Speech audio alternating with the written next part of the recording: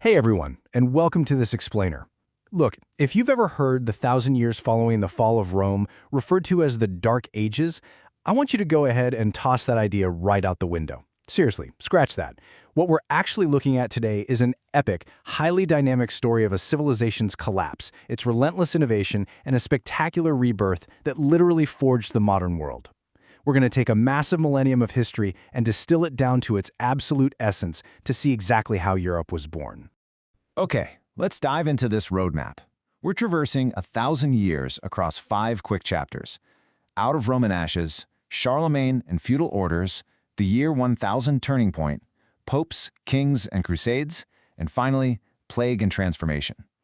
Right, let's kick things off with Section 1, Out of Roman Ashes. So, setting the stage right at the twilight of antiquity. By the year 395 CE, the mighty Roman Empire was really struggling. We're talking rampant inflation, plagues, and relentless invasions. Managing the whole shebang from a single center, it had become entirely impossible. So, it splits in two.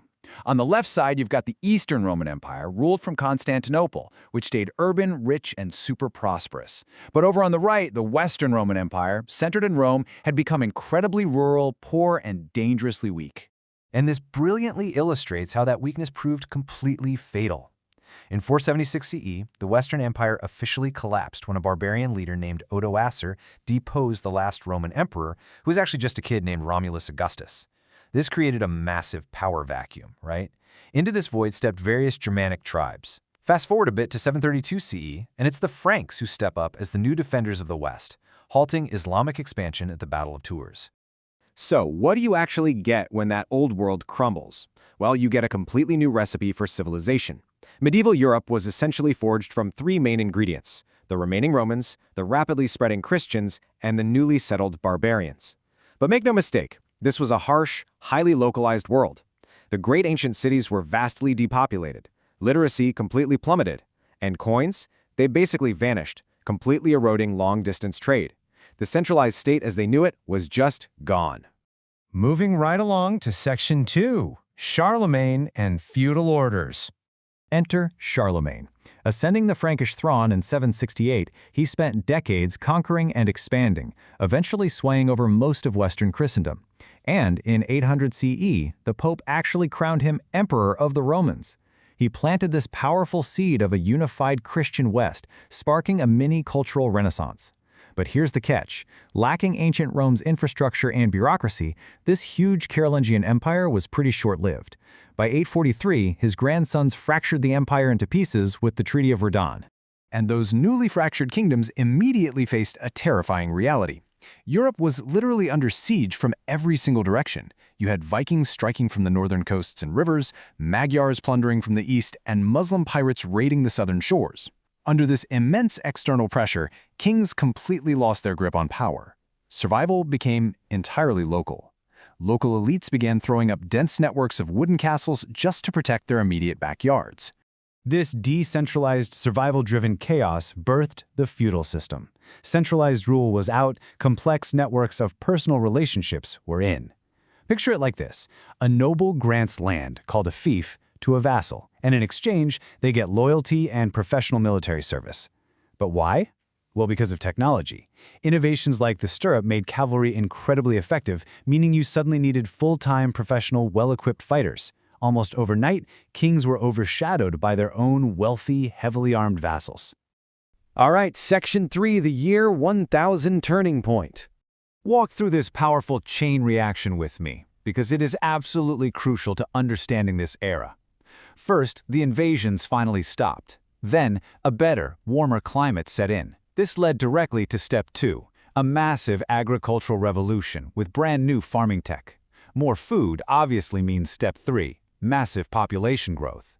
Forests were cleared, new villages sprang up everywhere, which inevitably leads to Step 4, immense economic expansion and massive urbanization. Europe wasn't just surviving anymore, it was thriving. Now, what's really interesting about this slide is the cultural byproduct of all that urban growth. Bustling trade networks didn't just move goods around, they moved ideas. We see the rise of self-governing cities, particularly down in Italy, run by a wealthy new merchant class. And as the quality of life improved, we got the very first universities. Founded under the Church, they sparked a profound intellectual renaissance intensely focused on reviving ancient knowledge. Next up, Section 4, Popes, Kings, and Crusades. So, European frontiers were now expanding aggressively. In 1066, the Normans conquered England. By 1095, Pope Urban II called the First Crusade, sending armies all the way to the Middle East. But back home, a massive power struggle erupted between the church and secular rulers. Reformers desperately wanted to free the church from noble influence, which led to some bitter conflicts. I mean, famously, Pope Gregory VII actually forced the Holy Roman Emperor, Henry IV, to wait 3 days in the freezing snow at Canossa just to beg for forgiveness. Crazy, right? By the 12th century, the papacy had transformed into a robust, highly centralized monarchy. Envious of the Pope's centralized power, kings naturally followed suit. We start seeing the consolidation of distinct nation-states. England formed a consolidated Anglo-Norman state, the Capetians slowly expanded royal power in France, and Christian kings in Iberia strengthened through the Reconquista. But interestingly, the Holy Roman Empire, which is essentially modern-day Germany, went the exact opposite route. It completely disintegrated into a complex, fractured mosaic of autonomous principalities.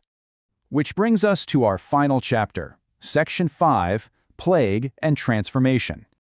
I just want to let this staggering fraction sit with you for a moment. 1/3. In 1347, a devastating global plague known as the Black Death reached Europe. Within just a few short years, it wiped out approximately 1/3 of the entire European population. It was an absolutely unprecedented demographic disaster that literally wiped entire settlements straight off the map. But, and this is a big but, out of the darkness of this horrific plague came radical transformation. Because the population dropped so drastically, the demand for labor absolutely skyrocketed. The surviving peasants suddenly had immense bargaining power. They were demanding and getting higher wages and brand new freedoms. This disruption sparked massive technological and cultural leaps. Wind and water mills, eyeglasses, metal processing, the printing press, and a thriving Italian Renaissance focused on surpassing ancient Greece and Rome. Simultaneously, the entire way power was held changed forever, mostly thanks to one huge innovation: gunpowder. With the advent of incredibly costly cannons and infantry armies, castles and knights became totally obsolete. Only centralized kings could actually afford this new artillery. Aristocrats lost their military edge and had to submit to their rulers as administrators. Add in rallying, iconic figures like Joan of Arc in France and Ferdinand and Isabella in Spain, and you see modern borders and sovereign nation-states being permanently cemented.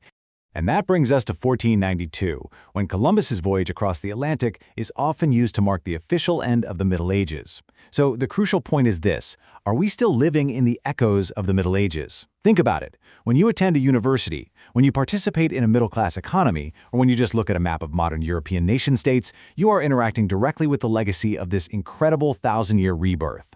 So what part of your modern life is actually 1,000 years old? Think about that until next time.